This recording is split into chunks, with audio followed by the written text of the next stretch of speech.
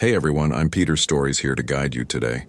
If you use this video to drift off to sleep, please tap like, hit subscribe, and drop a comment telling me where you're watching from and what time it is there. Now settle in, get cozy, and let yourself relax.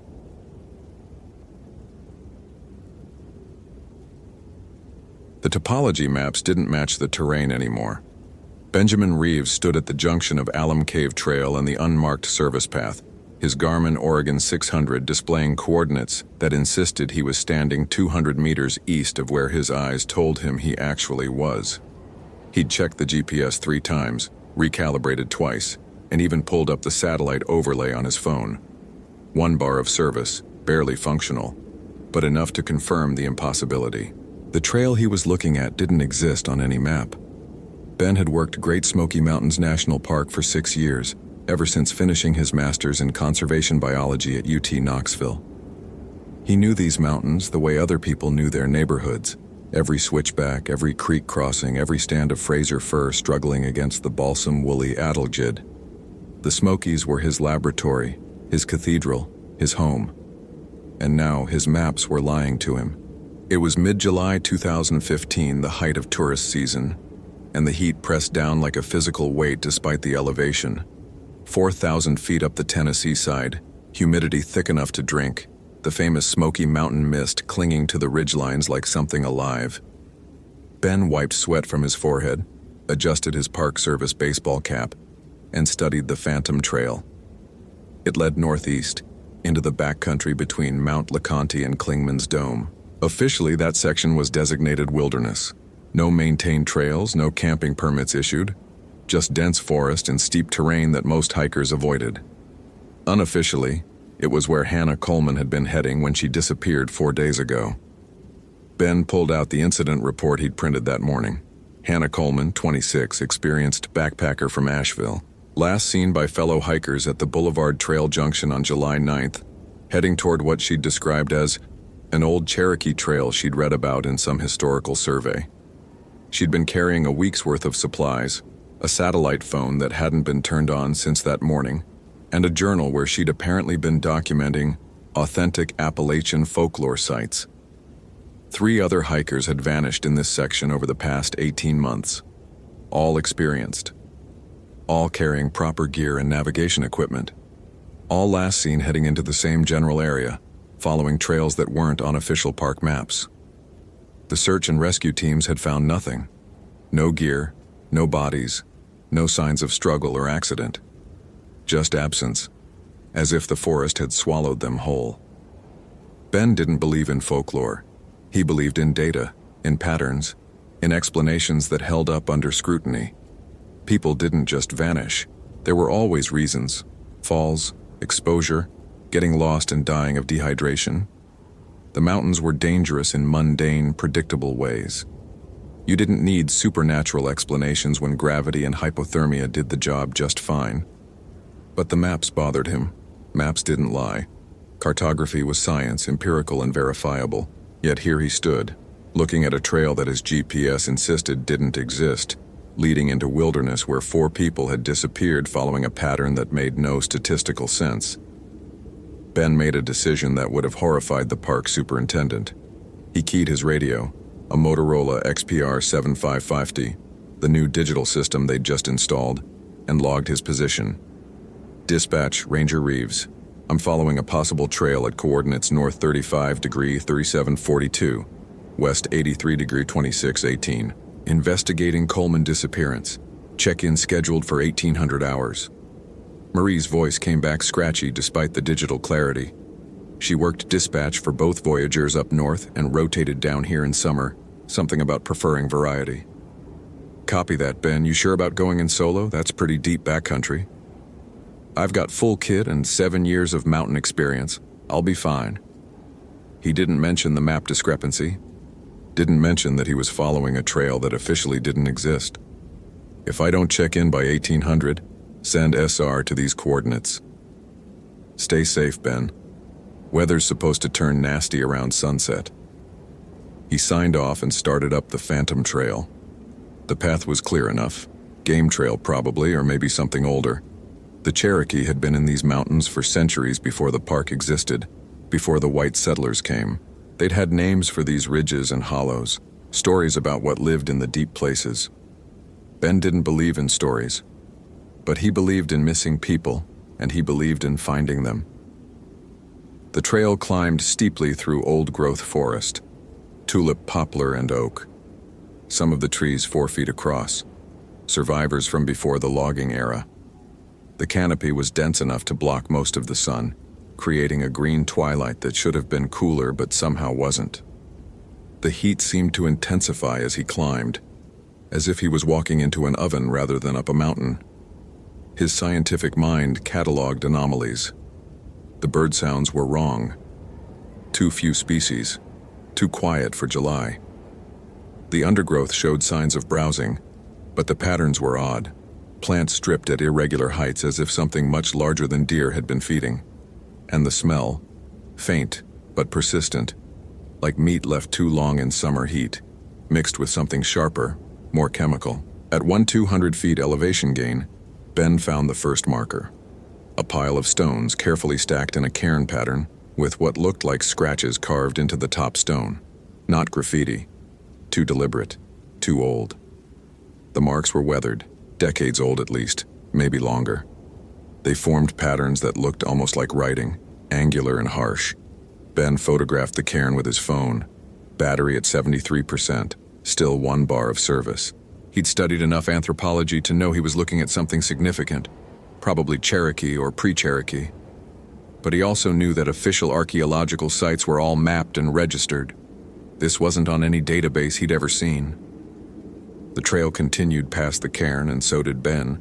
His GPS had given up entirely now, the screen showing his position as a blinking dot in blank gray space. No terrain, no trails, no features, just void. His phone's GPS app wasn't any better. According to every electronic device he carried, Benjamin Reeves didn't exist in any mappable location. He pulled out his compass, a Silva Ranger, mechanical and reliable. The needle spun lazily, never settling, as if magnetic north had stopped existing. Ben felt the first thread of real unease. Equipment failures happened, sure, but GPS and compass simultaneously? That suggested either massive magnetic anomaly, which would be documented, studied, on every geological survey, or something else. Something his rational mind didn't want to consider. The trail opened into a clearing 2 hours from where he'd started. A natural amphitheater carved into the mountainside, maybe 50 yards across, ringed by massive hemlocks that looked diseased, needles brown and dropping, bark scored with deep vertical gashes. In the center of the clearing stood a structure, not modern, not recent, a framework of poles and stones, forming what Ben's anthropology textbooks would have called a wickiup or shelter. But the design was wrong for Cherokee architecture. This was older, stranger. The poles arranged in patterns that hurt to look at too long, creating angles that didn't quite make geometric sense. And everywhere, carved into trees, scratched into stones, traced in the bare earth, were symbols. The same angular marks from the cairn, repeated and elaborated, covering every surface. Some were faded, centuries old. Others looked fresh, cut recently enough that sap still wept from the wounds. Ben approached slowly, every instinct screaming caution. This was a find, anthropologically significant, probably protected, definitely requiring immediate documentation and investigation by proper authorities. But it was also wrong in ways he couldn't articulate, ways that bypassed his analytical training and spoke directly to older parts of his brain. Hannah Coleman's backpack lay in front of the structure. Ben recognized it from the photos in the incident report. Purple Osprey Aura, still loaded with gear. He photographed it from multiple angles before touching anything, then carefully opened the main compartment. Tent, sleeping bag, camp stove, all unused. Her journal sat on top, a moleskin notebook with water-stained pages. He opened it carefully. The first entries were mundane: trail conditions, wildlife sightings, thoughts about work and relationships. But the entries grew stranger as they progressed, the handwriting more erratic. July 7th. found reference in Mooney's Myths of the Cherokee to a Wendigo-like entity in Smoky Mountain oral traditions. The Cherokee called it something else, Nun Yunui, the stonecoat, but the descriptions match Algonquian Wendigo accounts. Insatiable hunger, cannibalistic transformation, association with extreme cold despite summer heat. Going to investigate the sites mentioned in 19th century missionary reports. July 8th. Located what I think is the ceremonial site. The symbols match descriptions from Ojibwe pictographs, warning markers. The Smokies had Algonquian-speaking people centuries before the Cherokee, possible cultural transmission. This could be significant. This could be proof of prehistoric trade routes. July 9th. Something is wrong here. The temperature drops around the site 10 to 15 degrees colder than surroundings despite full sun. My compass won't work. GPS is showing impossible readings. Food tastes like ash. So hungry but can't eat. Hearing voices in a language I don't understand but somehow recognize. Should leave. Can't leave. It's calling. The entry ended there. No further pages, just blank paper with what looked like dried bloodstains on the margins.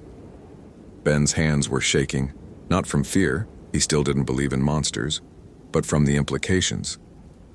Hannah had come here looking for folklore evidence and had experienced some kind of psychological break. Maybe environmental factors, carbon monoxide from a natural vent, toxic plants causing hallucinations, something explainable. But that didn't explain her backpack with all her survival gear left behind.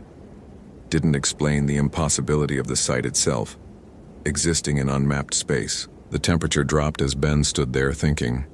Dropped dramatically, maybe 20 degrees in seconds. In July, at 4,000 feet elevation in Tennessee. His breath misted in the suddenly frigid air, and that meat rot smell intensified, became overwhelming. From the tree line, someone spoke in a language Ben didn't recognize. The words were guttural, clicking, structured in ways that English wasn't. Algonquian, maybe, Ojibwe or Cree, but Ben had no way to be sure. He turned slowly. A figure stood at the clearing's edge, so thin it looked skeletal, at least 7 feet tall, wearing what might have been clothes once, but were now just tatters of hide and leather hanging from bones.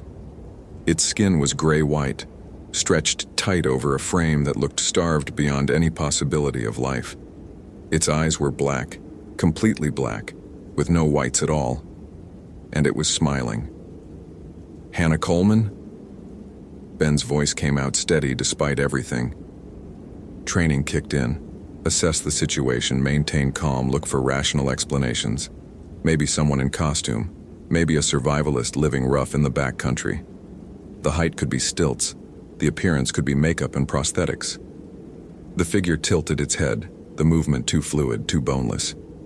It spoke again, the same harsh language, and this time Ben's hindbrain translated, even though he shouldn't have understood. Hungry. Always hungry. Never full. "You're not real," Ben said, and hated how his voice shook. "Psychological phenomenon. Shared delusion, environmental factors causing hallucination." The creature laughed. The sound was wrong, wet and crackling, like frozen meat thawing too fast. It took a step forward, and Ben saw that its feet didn't quite touch the ground. That frost formed where it moved, coating leaves and stones with ice despite the July heat. The scholar tries to explain, tries to categorize, tries to make me fit in neat boxes. The voice was in his head now, not spoken aloud, like the others, like the woman, like all who find this place. Where is Hannah Coleman? Professional questions. Focus on the mission. Don't acknowledge the impossibility. Where are the others who disappeared? Here. The creature gestured at the ceremonial structure, and Ben saw for the first time what he'd missed before. The poles weren't wood. They were bones, massive and ancient, arranged in patterns that were definitely intentional, definitely wrong, and scattered around the base, half buried in earth and leaves, gear, backpacks, boots, water bottles, 4 sets, matching the 4 missing hikers, and newer items, Hannah's belongings mixed with older, weathered equipment from previous disappearances. They found what they sought: knowledge of old things, understanding of old hungers. Now they understand forever. Ben's rational mind was fracturing, splitting into pieces that couldn't reconcile what he saw with everything he knew about reality. This isn't possible. Wendigo aren't real. They're Algonquian mythology, cultural manifestations of cannibalism taboos, psychological constructs. Names limit, categories confine. The creature moved closer, and the cold intensified. Ben's exposed skin burned with it, flash frostbite setting in. I am hunger. I am winter in summer. I am what happens when flesh consumes flesh, when survival requires violation of law older than your people's presence on this land. The Cherokee warnings. Ben's mind was still trying to process, to understand. The symbols. They marked this place as dangerous, quarantined it. They remembered. They kept the treaties. Did not hunt here, did not camp here, did not disturb what sleeps hungry. The creature's smile widened impossibly. But your people forget. Always forget. Come with your maps and your science and your certainty that old warnings are just superstition. Ben backed toward the trail, his hand fumbling for the radio. Dispatch, I need immediate backup coordinates. Static. The radio was dead, frozen solid despite working moments before. His phone showed 0 bars, battery draining visibly, down to 40%, 30, 20. No calling for help. This place doesn't exist on your maps, remember? How can they find what isn't there? The creature lunged, not walking, lunging, impossibly fast, covering 30 feet in a single movement. Ben dove sideways, his scientific training abandoning him for pure survival instinct. He ran. The trail back was different now, changed. Trees that had been on the left now appeared on the right. The cairn he'd passed was gone, or maybe he'd missed the turn, or maybe, behind him, laughter, wet and crackling and hungry. The temperature plummeted further. Ben's lungs burned with cold, each breath stabbing like knives. His fingers were numb, his face aching. In July, in Tennessee. This wasn't possible, this wasn't real, this was... He burst into another clearing. Different from the first, smaller, but with the same wrong angles, the same bone structure, the same symbols carved everywhere. And standing in the center, Hannah Coleman, or what had been Hannah Coleman. She was thin, skeletal thin, her eyes completely black. Her lips were stained dark with something that might have been blood, or might have been something worse. When she smiled, her teeth looked too sharp, too numerous. Benjamin Reeves. Her voice had that same wet, crackling quality. Biologist, rationalist, man of science. Hannah, you need medical attention. Ben heard himself talking, heard his training trying to reassert control. You've been exposed to something. Toxins, pathogens, something causing hallucinations and behavioral changes. Still explaining. Hannah laughed, and it sounded like the creature's laugh, like they'd learned it from the same source. Still categorizing. Do you know what happens when you violate the most fundamental prohibition? When hunger becomes stronger than humanity? She held up her hands. They were clean, but Ben's mind provided the image anyway. Meat, flesh, the ultimate transgression. I was so hungry. Days up here and my food tasted like ash, like poison. The only thing that smelled good was... No. Ben's voice cracked. You didn't. You couldn't. The first hiker, the man from Knoxville. Hannah's black eyes were empty of remorse, empty of anything human. He'd been dead for days when I found him. An accident, a fall, something mundane. But the hunger was so strong, and what difference did it make? He was already dead, already meat. That's a psychological break. Extreme circumstances, starvation psychology. One taste. Hannah stepped closer, frost spreading from her footprints. That's all it takes. One violation of the old law. Then the hunger never stops. Then you become what I became, what he became. She gestured behind Ben where the tall creature had emerged from the trees, still smiling. What all of us became. More figures appeared. The 3 other missing hikers, all skeletal, all with those black eyes and sharp smiles, all radiating cold that shouldn't exist. The Cherokee knew, Hannah continued. The Algonquian peoples before them knew. Some places are marked as forbidden not because of superstition, but because of memory. Memory of what happens when people come here hungry, when the Wendigo spirit finds them and offers a solution to starvation.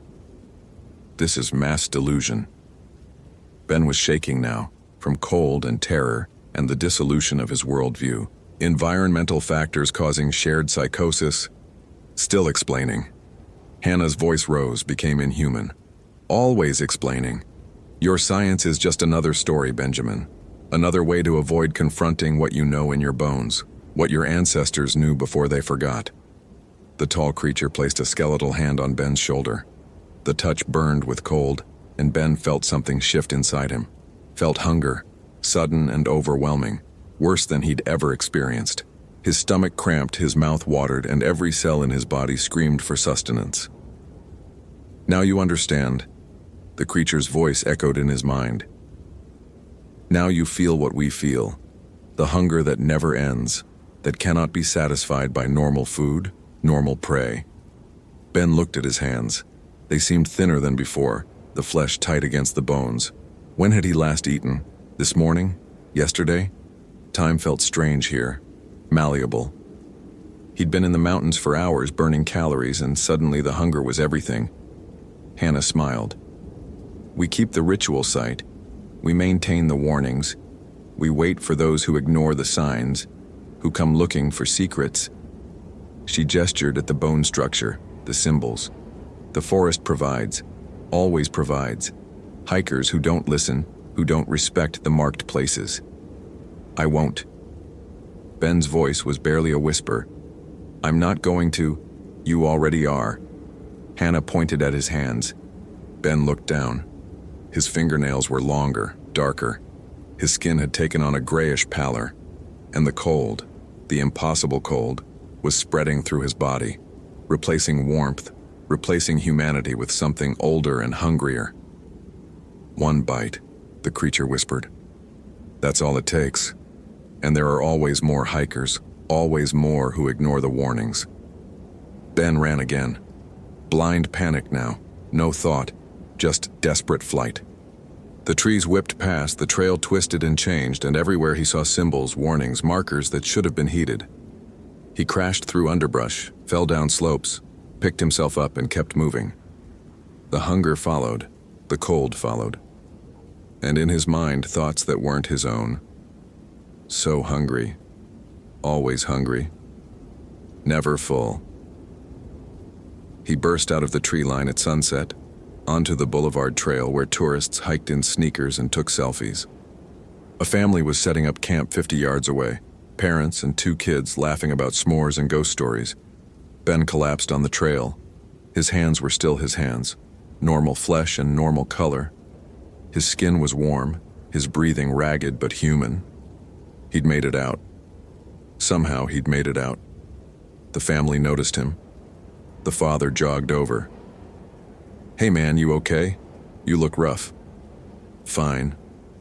Ben's voice cracked. Just got turned around. Lost the trail. Want some water? Food?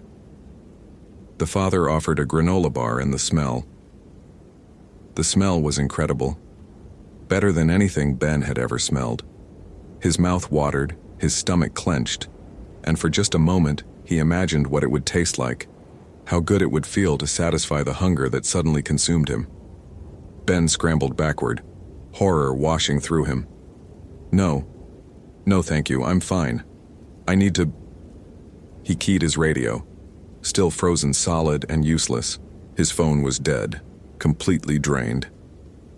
I need to get to dispatch, Ben managed. Emergency.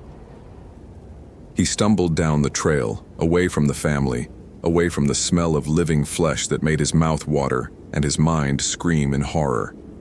The hunger followed, constant and terrible, and Ben knew with awful certainty that it would never fully go away. He reached the ranger station 2 hours after full dark. Marie took one look at him and called for medical. "Jesus, Ben, what happened?" "Found Coleman's gear." His voice sounded distant, not quite his own. "Didn't find Coleman.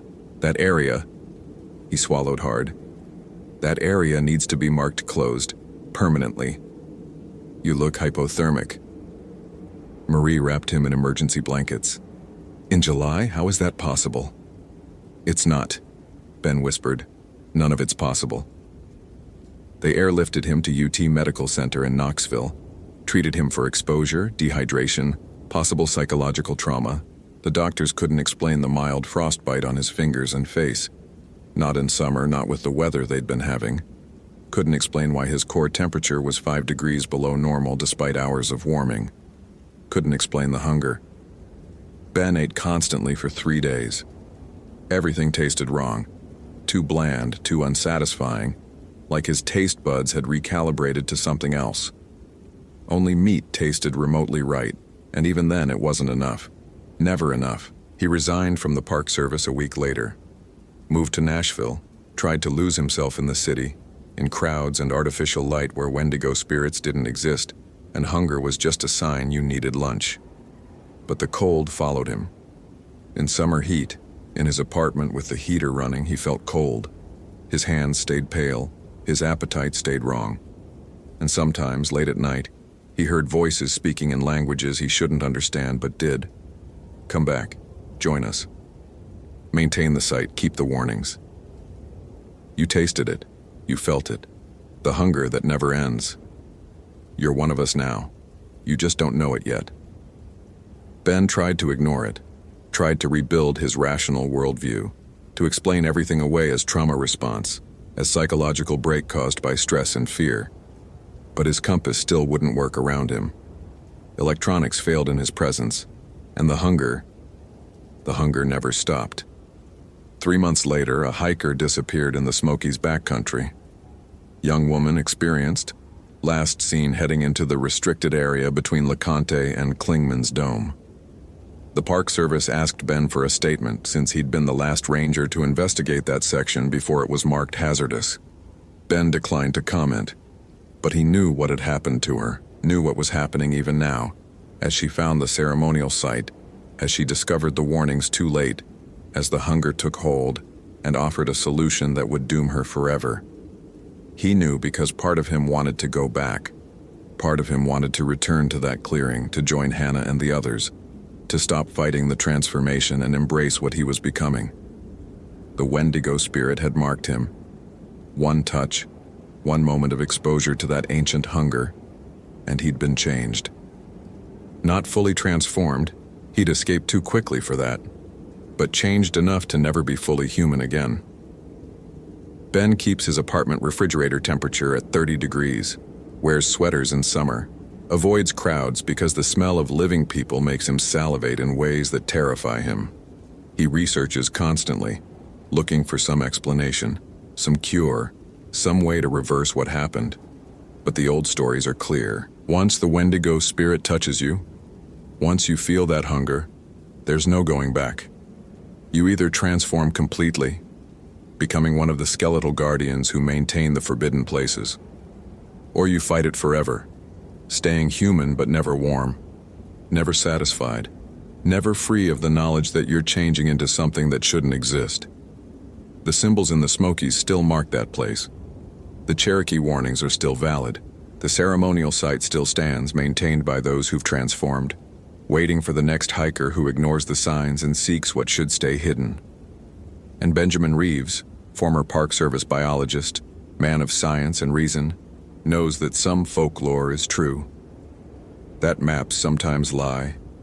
That there are places where ancient things still hunger, still wait, still offer solutions to starvation that cost more than flesh. He knows because he lives with that hunger now, every day, every moment, fighting it, resisting it, knowing that one slip, one moment of weakness, and he'll return to those mountains and join the others who guard the forbidden places. The Wendigo spirit is patient. It's waited centuries. It can wait for Benjamin Reeves to give up fighting, to accept what he's becoming, to embrace the cold hunger that will never, ever end. Some transformations happen instantly. Others take years. Ben can feel his changing slowly, degree by degree, day by day. His rational mind catalogs the progression with clinical detachment, even as the rest of him screams in terror at what he's becoming. The Smokies are still there. The ceremonial site is still waiting. And Hannah Coleman, if that name means anything anymore, is still maintaining the warnings that Ben and others like him ignored. The old stories were true all along. Ben just had to become a monster himself to believe them. Hope you felt genuine terror. If you appreciate authentic horror rooted in real folklore, consider following for more stories. Which moment scared you most? Share your theory about what happened.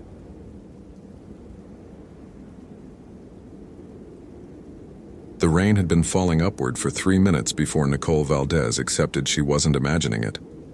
She stood on the Hall of Mosses Trail in Olympic National Park's Hoh rainforest, watching droplets rise from the forest floor like someone had reversed gravity. Just for this 1 square mile of Washington wilderness, the rain ascended in slow motion, defying physics, defying sense.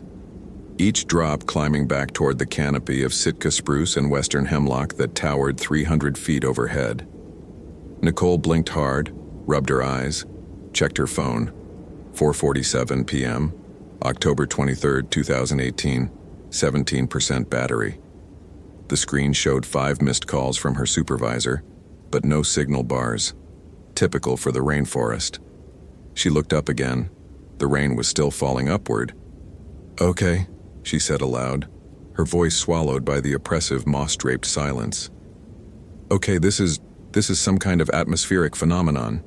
Microburst, or temperature inversion, something meteorological that I just don't understand because I'm not a meteorologist. I'm a 24-year-old seasonal ranger who barely passed the training course." Talking to herself. Great sign. 3 months into her first season with the National Park Service, and she was already losing it. Nicole had come to Olympic because she'd needed to prove something. To her parents, to herself, to everyone who'd said she was too soft for field work, too anxious, too prone to overthinking every decision. The Pacific Northwest was supposed to be peaceful. Moss and rain and quiet trails. Not like the stories you heard about Yellowstone bears or Grand Canyon accidents. Just rain. Endless, gentle rain. Except the rain wasn't falling gently anymore. It was falling wrong. She checked her Garmin InReach, the satellite communicator that was supposed to work anywhere. The screen was black, unresponsive. She pressed the SOS button. Nothing. Pressed it again, held it down. Dead. She'd charged it fully this morning, but somehow the battery had drained completely in 6 hours. Nicole pulled out the printed map from her jacket, old school, waterproof, the kind veteran rangers insisted on carrying. She was looking for Megan Price, a solo hiker reported missing 2 days ago. Last known position, somewhere along the Hoh River Trail system, possibly the connecting routes to the coastal wilderness. Megan Price. 32, experienced backpacker from Seattle, had done this trail system dozens of times. Her car had been found at the visitor center, her gear meticulously organized in the trunk. But Megan herself, gone. No trace on the trails, no camping permits filed, no emergency beacon activation. Just gone like she'd stepped into the rainforest and ceased to exist. Nicole had volunteered for the search because everyone else was busy with a storm damage assessment on the coast. Because she wanted to prove she could handle field work alone. Because she was tired of being the rookie who needed supervision. Now watching rain fall upward while her equipment failed and the forest pressed in around her with its suffocating green silence, Nicole wondered if maybe everyone had been right about her.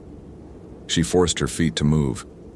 The trail continued west, deeper into the Hoh's interior, where the forest grew so thick that daylight barely penetrated even at noon. The moss hung from branches like curtains, like hair, transforming familiar trees into shapes that looked almost human in her peripheral vision. 20 minutes later, Nicole found the first shrine. It wasn't on any map. A small structure built between 2 massive nurse logs, constructed from what looked like driftwood and decorated with objects that made Nicole's stomach clench. Origami cranes, dozens of them, their paper yellowed and fragile. Photographs in plastic sleeves, faces weathered by moisture but still visible. Asian faces, families, children, and in the center, a white kimono hanging from a branch, pristine and impossibly dry despite the rainforest's perpetual dampness. Nicole photographed it with her phone, the flash too bright in the gloom. The camera app showed the timestamp, 4:47 p.m., the same time it had been 20 minutes ago when she checked. She looked at the phone again. Still 4:47 p.m. The seconds weren't moving. "No," Nicole whispered. No. Battery's dying, that's all. Clock's frozen because..." The kimono moved, not wind. There was no wind in the deep rainforest, just stillness broken only by the constant whisper of rain. But the white fabric swayed, rotated slowly, as if someone invisible was examining it, considering wearing it. Nicole backed away, her hand fumbling for the radio on her belt. "Dispatch, this is Ranger Valdez, I'm at..." She checked the GPS.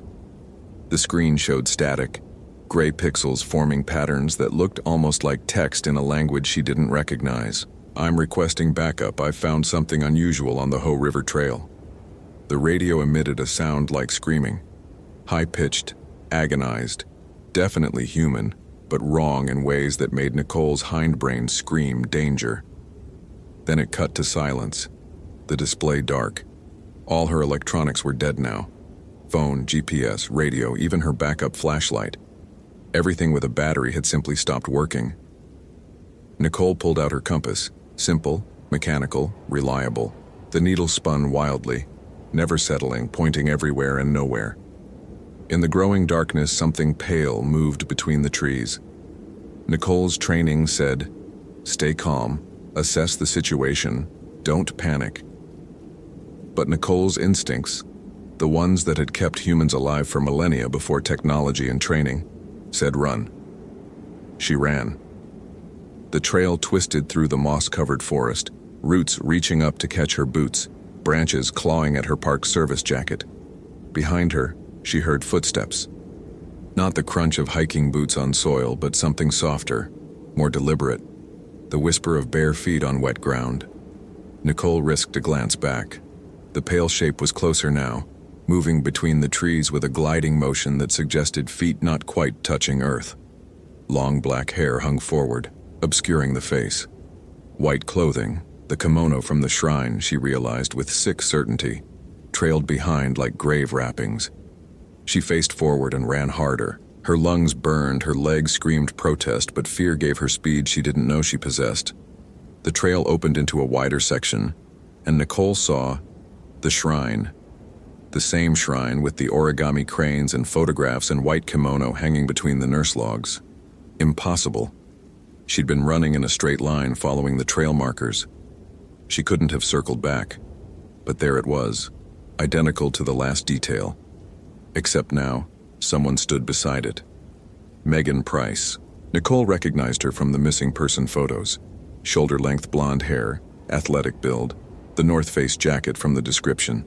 She stood perfectly still, facing the shrine, her back to Nicole.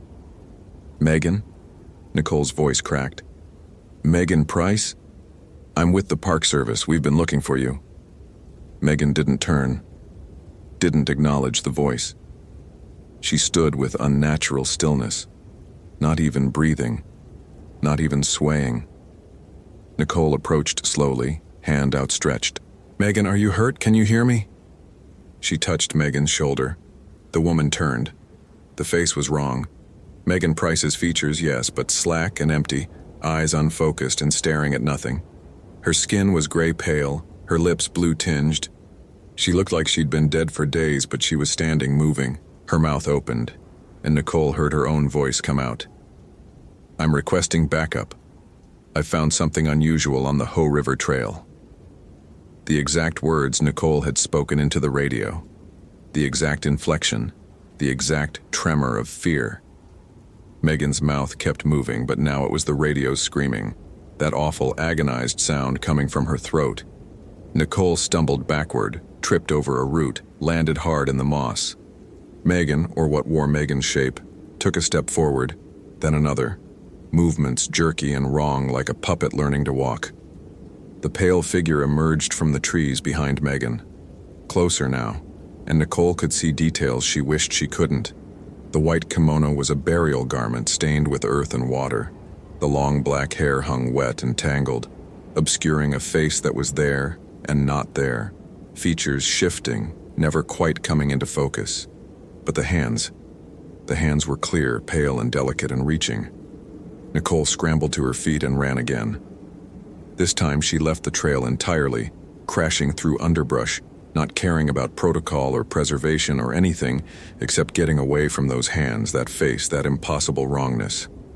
She burst into a clearing and stopped short. Bodies hung from the trees, dozens of them, suspended by their hair, swaying gently though there was still no wind. They wore the gray-green uniforms of Park Service Rangers, all women, all with Nicole's face, all in various states of decay. Nicole screamed. Actually screamed, the sound ripping from her throat without thought or control. She spun to run and found herself face to face with the pale figure. This close she could see through the curtain of black hair. The face beneath was young, maybe 20, delicate features twisted with rage so intense it transcended expression and became something existential. The eyes, when they focused, when they resolved into something visible, were full of hate that felt centuries old. The figure's mouth opened and words came out in Japanese, the sounds harsh and guttural. Onryo fukushu, ein ni. Nicole didn't speak Japanese, but somehow she understood. Vengeful spirit, revenge, forever. The pale hands reached for Nicole's face, and where they touched, ice spread across her skin despite the rainforest's perpetual dampness. The cold was absolute, invasive, reaching past flesh into bone, into something deeper, into memory. Images flooded Nicole's mind. Not hers, but felt with the intimacy of lived experience. A camp. Not in the forest, but near the coast. Tar paper barracks and barbed wire fences. Families crowded together, stripped of homes and businesses and rights. The year was 1942, World War II, Japanese internment. A young woman, the pale figure Nicole realized when she'd been alive, standing before guards, protesting, demanding, refusing to be silent about the injustice, the theft, the imprisonment of American citizens because of their ancestry. They'd called her dangerous, a troublemaker. They'd separated her from her family. And then, darkness, water, cold, the Olympic coast, notorious for its rip currents and cold water that killed in minutes. An accident, an unfortunate drowning. One less voice raised in protest. But she hadn't drowned quietly, hadn't died accepting the injustice. She died in rage and hate and a determination that this would not stand, that she would make them remember, make them pay, make them understand what they'd done. She died and had not stopped being angry. The visions released Nicole, and she fell to her knees in the moss, gasping. The hanged bodies were gone. The clearing was just a clearing, empty except for Nicole and the Uri. Because that's what it was, she understood now. A spirit of vengeance, bound to this place by fury and injustice, manifesting that rage through endless repetition of its death. "I'm sorry," Nicole whispered. "I'm sorry for what happened to you. It was wrong, it was evil, but I wasn't." The Uri tilted its head, hair parting slightly to reveal one eye. When it spoke again, Nicole heard English and Japanese simultaneously, languages overlapping. "You wear the uniform, you serve the system. You are them." "No, I'm a ranger, I'm trying to help people, They said they helped too. Said the camps were for our protection. Said it was necessary. Said we should be grateful." The Uri's voice rose, became multiple voices, dozens of women speaking in unison. Said our deaths were accidents. Said we brought it on ourselves. Said, all lies. I know. Nicole was crying now. tears mixing with the rain that had started falling normally again. Or maybe had never stopped falling upward. Maybe that had been another manifestation of wrongness. I know it was lies. I know what was done to you was unconscionable. But Megan Price, where is she? Did you? She came seeking spirits. The Uri gestured, and Nicole saw Megan, the real Megan, not the puppet, sitting against a tree 30 feet away. She looked unharmed but blank, staring at nothing, awareness gone from her eyes. She wanted to document hauntings for her social media, wanted to make content from suffering, wanted to turn tragedy into entertainment. Nicole crawled toward Megan, felt for a pulse. Steady, strong, but the woman didn't react to touch or voice. What did you do to her? Showed her. The Uri moved closer, and the temperature dropped another 10 degrees. Showed her what it feels like, to drown in cold water while people watch and do nothing, to die unjustly and have it called accident, to scream and not be heard, over and over, forever. Please. Nicole looked up at the spirit. Let her go. She didn't know. She was thoughtless, not malicious. Please. Like they didn't know? The Uri's face solidified for just a moment. Young, beautiful, destroyed by rage. Like the guards who pushed me into the water didn't know what would happen? Like the government that built the camps didn't know they were wrong? They did know, Nicole said quietly. They knew exactly what they were doing. And it was evil. And nothing I can say will ever make it right. But trapping Megan here, showing her horror on endless repeat, that doesn't balance the scales. That just creates more suffering. Good. The Uri smiled, and it was the most terrible thing Nicole had ever seen. Let there be more suffering. Let everyone who comes to this forest feel a fraction of what I felt. Let the punishment continue until they remember, until they understand. Until they... The spirit stopped, looked past Nicole at something in the trees. An old woman stood at the clearing's edge.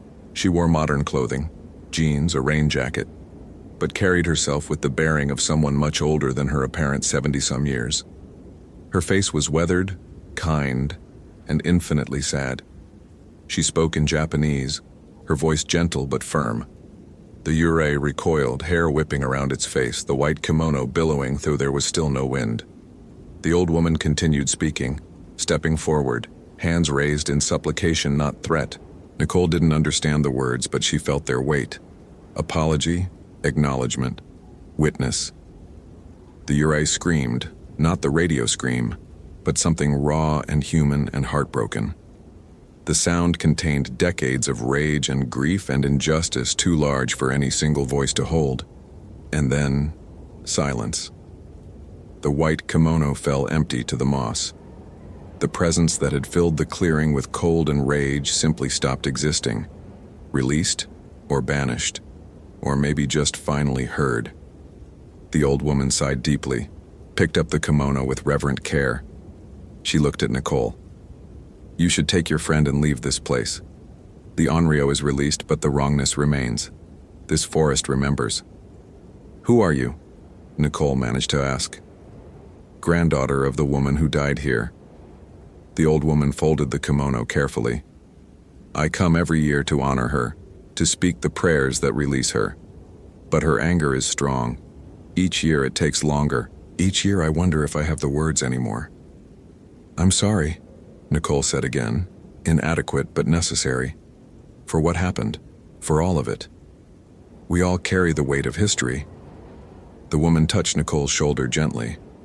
The question is, what we do with it. Go now. Your friend needs medical attention. Nicole gathered Megan into her arms.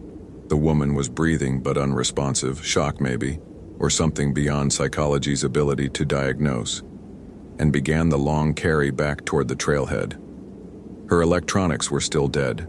Her compass still spun uselessly. But somehow the trail was clear, marked by small stones that Nicole didn't remember seeing before, guiding her through the darkening forest. It took 4 hours to reach the visitor center. Megan remained catatonic the entire way, her eyes open but seeing nothing. EMTs took her immediately, Loading her into an ambulance with worried glances and rapid-fire questions Nicole couldn't answer. She was sitting under a tree, Nicole said, knowing it wasn't enough. Unresponsive when I found her. No visible injuries. I don't know what happened. The lie felt necessary. What could she say that wouldn't sound insane? That a vengeful spirit had trapped Megan in an endless loop of dying? That the forest held memories of internment and injustice that manifested as impossible weather and temporal distortions? No one would believe her. Nicole barely believed it herself. Megan Price recovered. Physically. Neurologically, the doctors found nothing wrong. But she never spoke again. Never responded to stimuli, never showed recognition of family or friends. She was transferred to a long-term care facility in Seattle, where she remained staring at nothing, trapped in whatever the URI had shown her. Nicole requested transfer 3 days later. Olympic superintendent was understanding. A traumatic experience, a missing hiker found in disturbing condition. Perfectly reasonable to need a change of scene. She was reassigned to Shenandoah National Park in Virginia, far from the Pacific Northwest, far from rain and moss and forests that remembered atrocities. But Nicole never forgot. Couldn't forget, even when she wanted to. On October 23rd every year, the anniversary of that day in the Ho, Nicole's electronics fail. Phone, computer, GPS, anything with a battery. They all drain completely, no matter how recently charged. The effect lasts 24 hours exactly, and sometimes in the corner of her vision, Nicole sees a pale figure in white. Never direct, never when she looks straight on, but there in her peripheral awareness. Watching, reminding, making sure Nicole remembers what happened, remembers the history that people want to forget. Nicole left the Park Service eventually, became a teacher instead, focusing on history that textbooks glossed over or omitted entirely. Japanese internment, of course, but also every other injustice, every other atrocity committed and then buried under euphemisms and comfortable lies. She tells her students about Executive Order 9266, about the 120,000 people imprisoned without trial, without due process, because fear and racism were more politically convenient than justice. About the young woman who protested and was silenced, whose rage was so great it couldn't be contained even by death. She doesn't tell them about the URI, about rain falling upward and time stopping and forests that remember. But she makes them understand that history has weight, that the past isn't past, that actions have consequences that ripple forward through decades and generations. And every October 23rd, when her electronics fail and she sees that pale figure in white watching from the shadows, Nicole whispers the words she learned that day. I remember. I witness. I'm sorry. It's not enough. It will never be enough to balance what was done. But it's what she has. Memory and acknowledgement and the determination that this particular injustice will not be forgotten, will not be dismissed, will not be buried under comfortable silence. The URI appears less frequently now.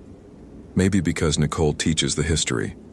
Maybe because someone finally heard the story and bore witness and said clearly, this was wrong, and we remember. Or maybe because the old woman still goes to the Ho rainforest every year, still speaks her prayers, still tries to release her grandmother's rage and grant her peace at last.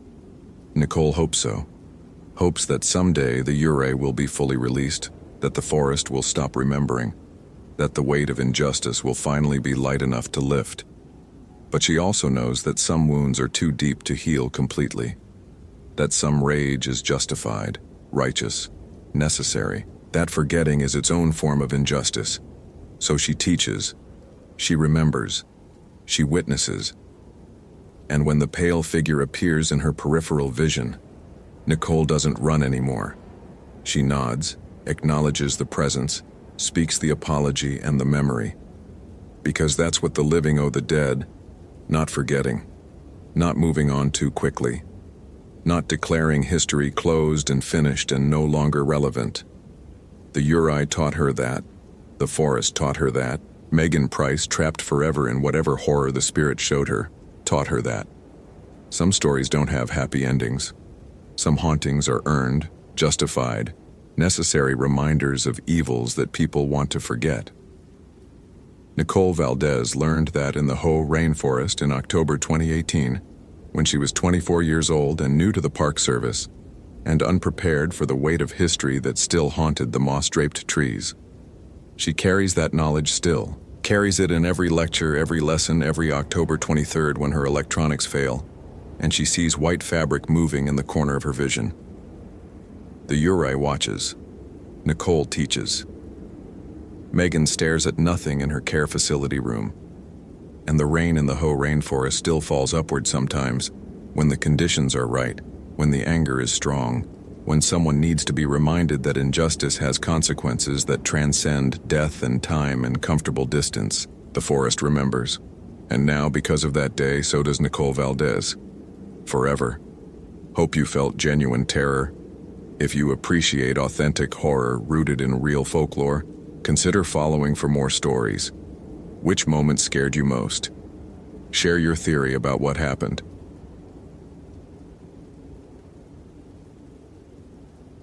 Lisa Hoffman's satellite phone crackled with Quinn Blackwood's voice at 11:47 a.m. Temperature already hitting 118 degrees in the Death Valley shade that didn't exist. Lisa, something's wrong with my hands.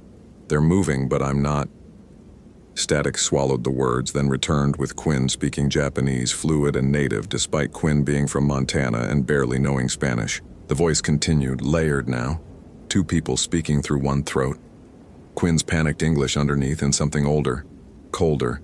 Speaking words Lisa's translation app would later identify as, I have waited 70 years. I am owed. I am taking. Then screaming. Then the line went dead, leaving Lisa staring at coordinates that placed Quinn 12 miles into the Panamint Range backcountry, where summer temperatures could kill in 4 hours, and the nearest backup was 3 days away. Lisa's fingers went to her pocket. Automatic motion touching the photograph she carried everywhere. Emma, age 8, gap-toothed smile. Jack, age 5, holding his stuffed dinosaur. Both staying with their father in Boise this week while Lisa worked her rotation at Death Valley. Both expecting their nightly call at 8 p.m. sharp.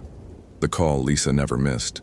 The promise she'd made when the divorce finalized 6 months ago. Mommy always comes home. The satellite phone coordinates read 36, 1423 degree N, 117,000 Ozo 892 degree W, elevation 2,847 feet in the Panamint Range. Quinn Blackwood had gone out yesterday on routine trail maintenance, was supposed to check in every 4 hours, had missed the 8 p.m. check-in, the midnight, the 4 a.m. Now this. Lisa keyed her Motorola radio, the old XTS model that was more reliable than the newer digital systems in Death Valley's weird electromagnetic environment. Hoffman to Furnace Creek. Emergency transmission received from Blackwood. Coordinates placing them in Panamint backcountry. Possible heat injury, behavioral changes. I'm initiating emergency response. Request immediate backup. The response came through clear. Ranger dispatch sounding tired. Copy, Hoffman. Nearest unit is Edwards at Scotty's Castle. Minimum 6 hours out.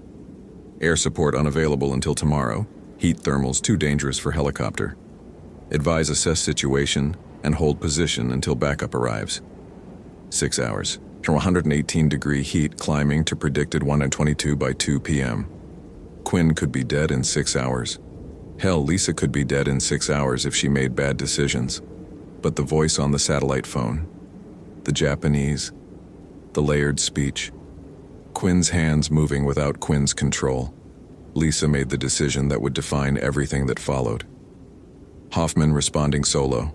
Advise backup proceed to coordinates when available.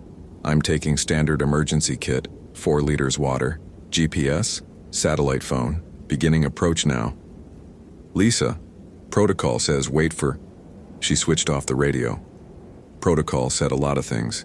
Protocol said Rangers worked in pairs in summer Death Valley. Protocol said you didn't go into backcountry alone when it was hot enough to literally cook eggs on rocks, when dehydration could hit in 90 minutes, when exposure could kill before you realized you were dying. But Protocol didn't have 2 kids expecting their mother to call at 8 p.m. Didn't have Quinn Blackwood's voice speaking languages they didn't know while something took control of their body. Lisa loaded her pack with mechanical precision. Muscle memory from 8 years as a ranger, 3 years here in Death Valley. 4 Nalgene bottles full, plus 2-liter Camelback. Water purification tablets. Emergency bivy. First aid trauma kit. Garmin eTrex GPS. The basic model from 2001 that 8 batteries but worked. Headlamp, spare batteries, signal mirror, flares, satellite phone fully charged. Her personal cell phone. Useless here, no towers, but she carried it anyway for the photos. Emma and Jack smiling at Silverwood Theme Park last month. Emma's school play. Jack's first t-ball game. Lisa looked at them for 5 seconds, memorizing details, then put the phone in a waterproof case. "I'm coming home," she whispered to the images. "Promise." The trailhead into the Panamint backcountry started at Wild Rose, elevation 4,100 feet, which meant descending into heat that got worse with every step down. Lisa started hiking at 12:15 p.m., the absolute worst time to be moving in Death Valley, when rangers told tourists to stay in air-conditioned vehicles and even the lizards hid. The landscape around her looked alien, hostile, beautiful, in the way that dangerous things often were. Cracked earth the color of old bone. Mountains striped in layers of sediment and volcanic rock. Sky bleached white by heat and light. No trees. Nothing survived here except creosote bush and the occasional desperate brittle bush clinging to ravines. The silence was absolute except for her boots on stone and her breathing, already labored despite being in excellent shape. Death Valley held the North American heat record. 134 degrees Fahrenheit at Furnace Creek in 1913. The valley floor sat at 282 feet below sea level, a tectonic sink where heat settled and concentrated, where air became thick and hostile. In summer, park rangers worked dawn and dusk shifts, avoided midday entirely, treated the heat like the predator it was. Lisa was walking directly into its jaws. The GPS showed Quinn's coordinates still 12 miles distant, bearing northeast through terrain that required traversing 3 separate canyon systems. Her eTrex showed her position, showed Quinn's last known location, showed nothing about what lay between. The topo maps indicated dry washes, elevation drops, abandoned mining sites from the 1870s borax operations. Also indicated, in small print on the USGS survey, site of former detention facility, 1942-1943, historical interest only. Lisa knew about Manzanar, the Japanese internment camp 60 miles north near Lone Pine. Knew less about the smaller forgotten facilities scattered through the desert, places where Japanese American citizens had been held in the panic after Pearl Harbor, places that weren't officially camps but served the same purpose. Detention, isolation, erasure. The Panamint facility had operated for 18 months before being deemed unsuitable and closed. Too hot, too remote, too many deaths from heat stroke and untreated illness. The detainees had been moved to Manzanar proper. The buildings had been dismantled. The graves had been left unmarked, lost when a flash flood reshaped the canyon in 1955. Quinn's coordinates placed them within a quarter mile of the facility's historical location. Lisa's water bottle was already 1/3 empty after 45 minutes. Her shirt was soaked through, sweat evaporating so fast it left salt crystals on the fabric. The heat created visual distortions, made distances impossible to judge, turned the landscape into something that shifted and breathed. She paused every 15 minutes to drink, to check her GPS, to verify she hadn't drifted off course. At the 2-hour mark, she found the first sign that Quinn had come this way. A piece of orange flagging tape tied to a brittle bush, standard trail marker. Then another, 50 yards ahead. Quinn's route matched the GPS coordinates, descending into a canyon system that cut through layers of sedimentary rock like a wound in the earth. The canyon walls offered shade but trapped heat, turned the ravine into a convection oven. Lisa's thermometer read 126 degrees. Her breathing had gone shallow, rapid, body trying to cool itself through respiration. The first signs of heat exhaustion, dizziness, nausea, headache building behind her eyes. She found Quinn's pack at the 3-hour mark. It sat at the edge of a dry wash, perfectly positioned, not dropped or discarded but carefully placed. The pack was open, contents arranged in a neat circle around it. Water bottles, full, First aid kit, unopened. Radio, functioning. GPS unit, powered on and tracking. Everything Quinn would need to survive was here, deliberately left behind. In the center of the circle, a photograph. Old, black and white, edges worn. A young Japanese woman, maybe 20 years old, wearing a simple dress, standing in front of barracks that could only be internment camp housing. She wasn't smiling. Her eyes looked directly at the camera with expression that transcended the decades. Rage, bitter and pure and undimmed by time. On the back of the photograph, written in pencil, Kimiko Tanaka, 1942, I will not forgive. Lisa's satellite phone rang. Quinn's number. She answered, throat too dry for speech. Quinn's voice still layered, the Japanese underneath clearer now. She is showing me things, Lisa. Showing me how she died. Thirst, heat. They wouldn't give her water. Punishment for speaking Japanese, for not being American enough. She died in a punishment cell, metal walls, August heat, locked inside for 3 days. They found her when she stopped screaming. Buried her here without ceremony, without marker, without name. She has been waiting. She has been so patient. And now she is done waiting. Quinn, listen to me. You need to fight this. Fight her. I'm coming to get you, but you need to... The voice changed entirely. No English left. Pure Japanese now. Words Lisa didn't understand, but felt in her bones. The tone conveyed meaning. Accusation, judgment, sentence. The phone went dead again. Lisa picked up the photograph, careful with the fragile paper. Kimiko Tanaka's eyes seemed to follow her, seemed to see through her. The rage in that photographed expression was palpable even across 70 years. How long would you stay angry if you died of thirst in a metal box in August heat? If your own country had imprisoned you for your ethnicity, punished you for speaking your native language, let you die alone and afraid, and buried you without acknowledgement? Forever, Lisa thought. You'd stay angry forever. The canyon descended further, walls narrowing, heat intensifying. Lisa found the second marker at the 4-hour point. Not Quinn's flagging tape, but something older. A wooden post weathered to gray, Japanese characters carved into the wood. Her phone's translation function struggled with the kanji, eventually producing, "Here lie the forgotten. Here wait the unavenged." Beyond the post, the canyon opened into a basin maybe 200 feet across. The ground showed geometric patterns, foundation lines from dismantled buildings, barely visible under decades of sediment. In the center of the basin, a metal structure remained. A punishment cell, 8 feet square. Roof collapsed but walls intact, rusted orange-brown and radiating heat like a furnace even in late afternoon. Quinn Blackwood stood beside the cell, facing away, posture wrong. Too still, too straight. Body moving in small ways that didn't match breathing or balance adjustments. Small jerks and twitches like a puppet testing its strings. "Quinn?" Lisa's voice cracked on the name. Quinn turned, and Lisa saw the truth immediately. The eyes were wrong. Not color or shape, but expression.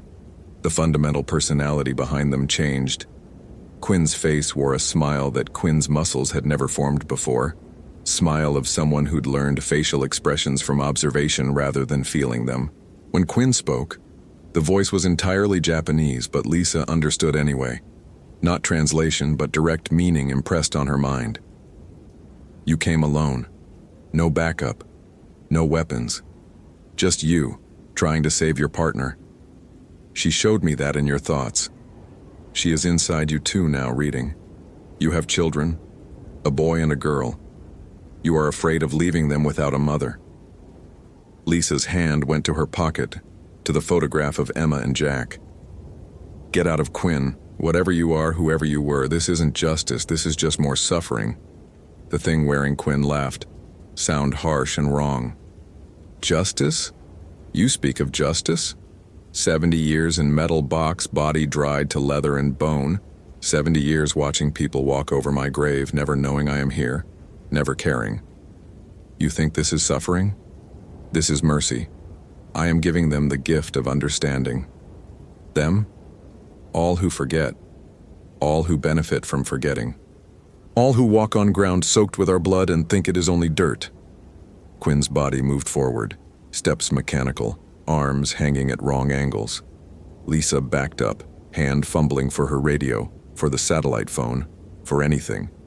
The heat was crushing, vision tunneling, dehydration making her thoughts slow and thick. Your children, the voice continued, now speaking English through Quinn's mouth. Emma wants to be a veterinarian. Jack is afraid of thunderstorms. You read to them every night before bed. You promised you would always come home, but you came here instead. You chose. And now you will understand choosing, the way I had to choose between speaking my language and having water, the way I chose pride and died for it. Lisa's vision doubled, tripled. The heat or something else. She saw Quinn's body, but also saw through it. Saw something inside.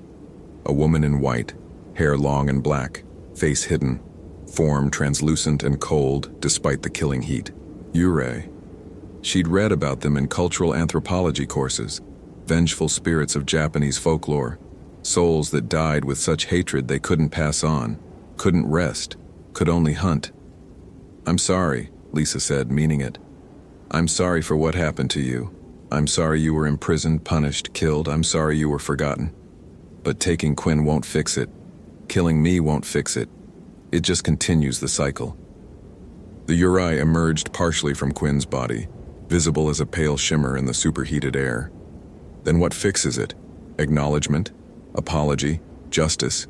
There is no justice for the dead. There is only the satisfaction of making the living understand, of teaching them fear, of ensuring they never forget again. Lisa's knees buckled. 4 hours in 120+ degree heat, with too little water, with too much fear. She was going into heat stroke, body shutting down, core temperature rising past the point of sustainable life. Her satellite phone showed 5:47 p.m. In 2 hours and 13 minutes, Emma and Jack would expect their call. Please, Lisa whispered, my children. They need their mother. They're 8 and 5 years old. They haven't done anything. They don't deserve. I had children, the Yurei said, voice suddenly quiet, suddenly grief-heavy instead of rage-heavy. 2 daughters, 3 and 5 years old. They were at Manzanar when I died here. I never saw them again. They grew up thinking I abandoned them, thinking I didn't love them enough to come back. They died, one in childbirth, one in Korea, never knowing I had wanted desperately to return, that I had died trying to be strong enough to see them again. The rage hadn't been all of it, Lisa realized. Beneath the anger was grief so profound it had lasted 7 decades. Grief of a mother separated from children. Grief that had curdled into vengeance because vengeance was easier to carry than sorrow. Then you understand, Lisa said. You understand what you'd be doing to Emma and Jack. Making them lose their mother. Making them grow up wondering why she didn't come home. The Yurei was fully visible now. Woman in white kimono. Hair covering face, hands pale and long-fingered. The temperature around her was wrong. Cold air in the heat, frost forming on the metal punishment cell despite the ambient temperature. Quinn's body stood beside her, alive but vacant, consciousness suppressed while the spirit used their form. I understand, the Yurei, Kimiko Tanaka, agreed. That is why you will carry my message, why you will tell my story, why you will make certain I am not forgotten again. Yes, Lisa said immediately. Yes, I promise. I'll tell everyone. I'll make sure Kimiko Tanaka is remembered. I'll make sure what happened here is documented. I'll not just documented, felt, understood. You will carry me with you. Part of me. Always. So you never forget how it feels to be trapped, to be punished for who you are, to die alone and afraid. Lisa felt it then, cold fingers touching her mind, pressing inside. Not full possession like Quinn, but presence, awareness, shared consciousness. She gasped, tried to resist, but the Yurei was already there, settling into the spaces between thoughts, becoming part of Lisa's internal landscape. And with the presence came memories. Not her own, not entirely, but shared. Memories of metal walls heated to the point they burned skin on contact. Of thirst so extreme her tongue had cracked and bled. of calling for her daughters in the darkness. Voice failing, hope dying degree by degree as the heat killed her slowly, of final moments spent not in rage but in sorrow, thinking only that she would never see her babies again. Lisa screamed, the sound torn from her throat, grief and horror and empathy mixing into something that transcended language. When she came back to herself, Quinn was crumpled on the ground, breathing but unconscious, the possession released. The Uri was gone, not vanished, but integrated, presence now living inside Lisa's awareness. She could feel it there, could feel Kimiko's rage, grief, sorrow as a constant ache beneath her own thoughts. Lisa's watch showed 6:23 p.m. She had an hour and 37 minutes to get Quinn stable, to get them both mobile, to get back to Ranger Station before the nightly call to Emma and Jack. She worked on autopilot, Ranger training overriding everything else. Check vitals. Quinn's pulse was thready, skin dangerously hot, eyes dilated and unresponsive. Severe heat stroke, possibly brain damage from extended hyperthermia. Lisa positioned Quinn in recovery position, used precious water to cool their neck and wrists, activated the emergency beacon on her satellite phone. The heat was dropping now as sun descended toward the western peaks. But they were still trapped 12 miles from the nearest road with Quinn unable to walk and Lisa barely able to stand. She pulled out the emergency bivy, set up minimal shade, rationed remaining water between them. Her satellite phone rang. Dispatch. Hoffman, we got your beacon. Air support launching at first light, approximately 05:30 hours. Can you maintain position overnight? Affirmative, Blackwood is critical but stable. Lisa paused, feeling the Uri's presence pulse inside her mind. I'm managing. Copy. We're sending ground team as well, but they won't reach you until mid-morning. Stay hydrated, stay alert. You did good, Lisa. Had she? She'd lost hours to the possession, had bargained with a vengeful spirit, had allowed something to take residence in her mind. But Quinn was alive. And Lisa was alive. And in 93 minutes, she would call her children. Night fell fast in Death Valley, temperature plummeting from 122 to 85 in 2 hours. Lisa sat beside Quinn, monitoring breathing, administering water when consciousness flickered. The stars came out brilliant and cold, the Milky Way visible as a river of light across the sky. And inside Lisa's mind, Kimiko Tanaka watched through her eyes, experiencing starlight for the first time in 70 years, tasting water for the first time since dying of thirst, feeling the cool evening air on skin that had been dead and forgotten. Thank you, the Ure whispered inside Lisa's thoughts. Not rage anymore, something softer. Thank you for remembering me. At 8:01 p.m. precisely, Lisa called her children. Emma answered on the second ring, Jack shouting, "Mommy," in the background. Lisa talked to them for 30 minutes, asking about their day, hearing about Emma's math test and Jack's new friend at daycare, telling them she loved them, promising she'd be home in 3 days for her rotation break. She didn't tell them about Quinn, didn't tell them about the Uri, didn't tell them that something old and angry and grieving now lived inside her awareness, would live there forever, a constant reminder of injustice and memory, and the price of forgetting. When the call ended, Lisa sat in the darkness, listening to Quinn's breathing, feeling Kimiko's presence settle deeper into her mind. The Ure shared impressions now, not memories, but sensations. Gratitude, sorrow, a fading of the rage that had sustained her for 7 decades. I need something from you, Lisa said aloud, voice small in the vast desert night. I'll carry your story. I'll make sure people know what happened here. But I need you to not interfere with my children. Don't show them memories. Don't speak through me when I'm with them. They're innocent. They deserve to be protected from this. Silence inside her mind, then agreement. Not words, but feeling. Understanding reached between one mother and another, across the boundary of death. The helicopter arrived at dawn, landing as close to the canyon as terrain allowed. Paramedics stabilized Quinn, started IVs, prepared for transport. Lisa gave her report mechanically, left out the possession, said she'd found Quinn severely dehydrated and disoriented. The incident would be recorded as heat stroke with associated behavioral changes. Nobody would question it. Heat did strange things to people in Death Valley. They airlifted Quinn to the hospital in Las Vegas. Prognosis uncertain but improving. Lisa rode in the helicopter, watched the desert scroll beneath her, felt Kimiko watching through her eyes, seeing the landscape from above for the first time.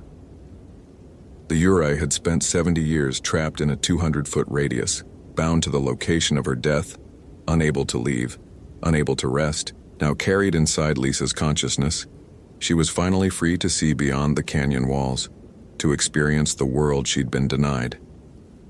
It wasn't the justice Kimiko had wanted, but it was something. Acknowledgement.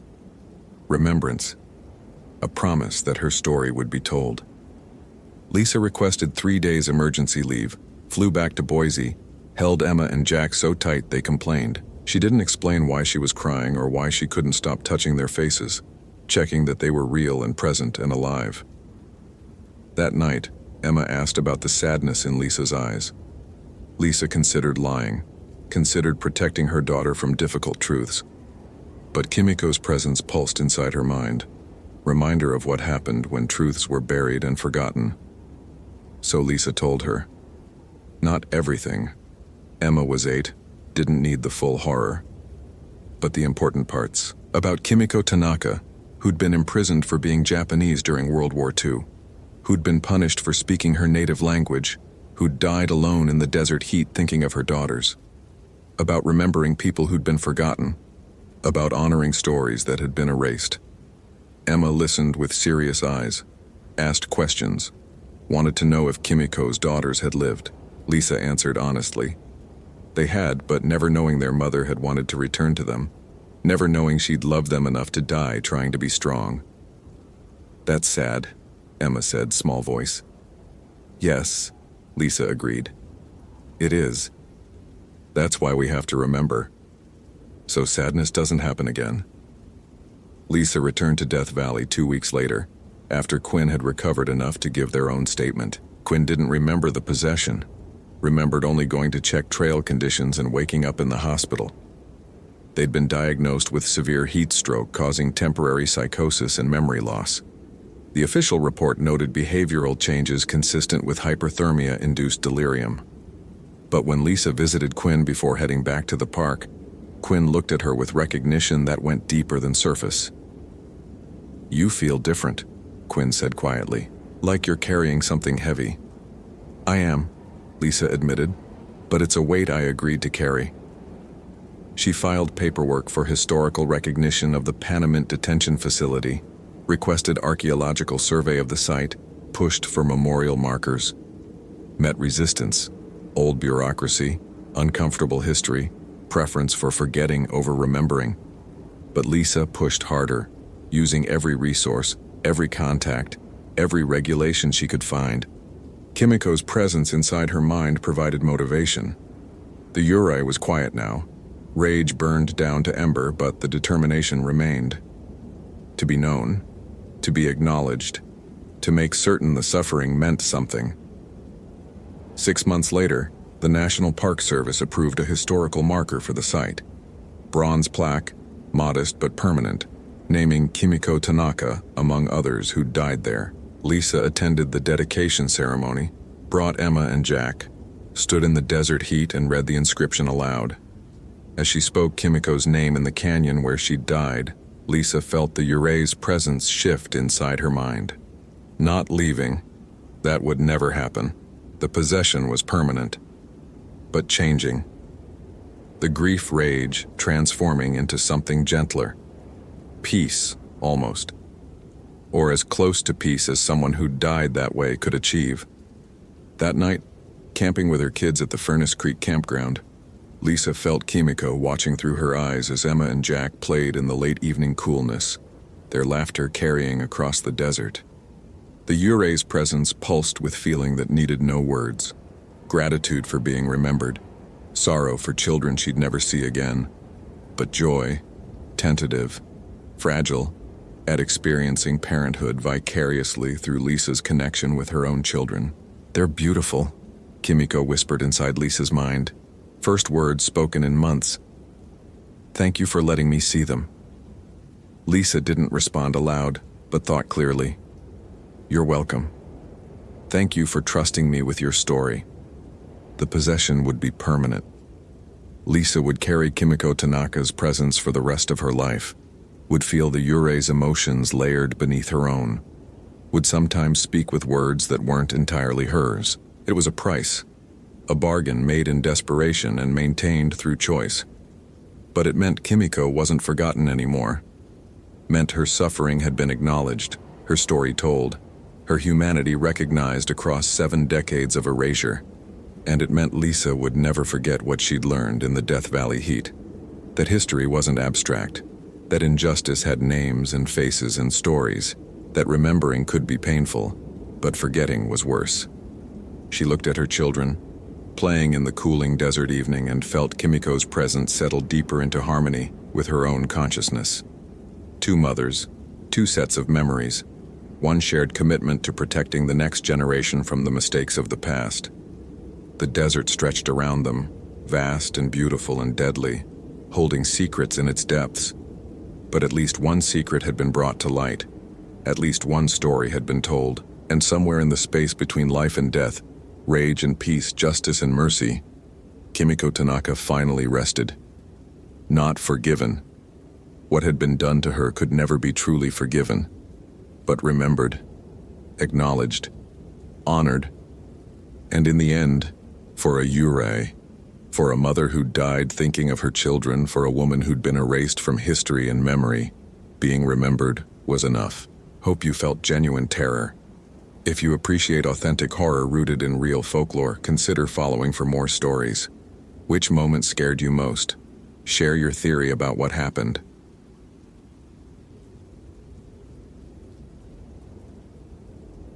David Ramirez had written 4 blog posts debunking Appalachian superstitions when Derek Sullivan disappeared on the summer solstice.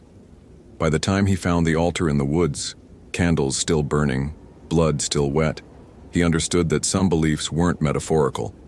The blog was called Rational Ranger and had maybe 200 regular readers, most of them fellow Park Service employees who appreciated David's sardonic takedowns of tourist paranoia. His most popular post, "Why Your Grandmother's Folk Magic is Just Confirmation Bias," had gotten shared on Reddit and earned him both praise and death threats from people who took Appalachian traditions seriously. David had laughed off the threats.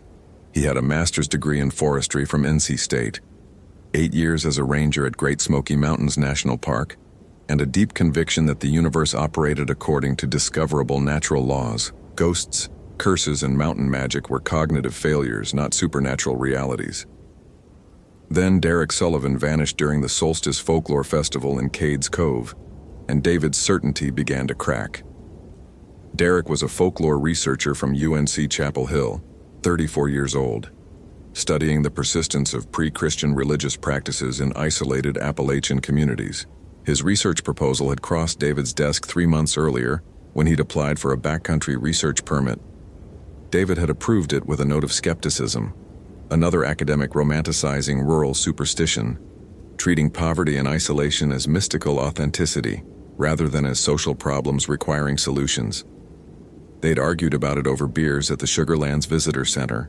Derek had insisted that dismissing folk beliefs as mere superstition was itself a form of colonialism, an urban intellectualism that refused to engage with alternative epistemologies.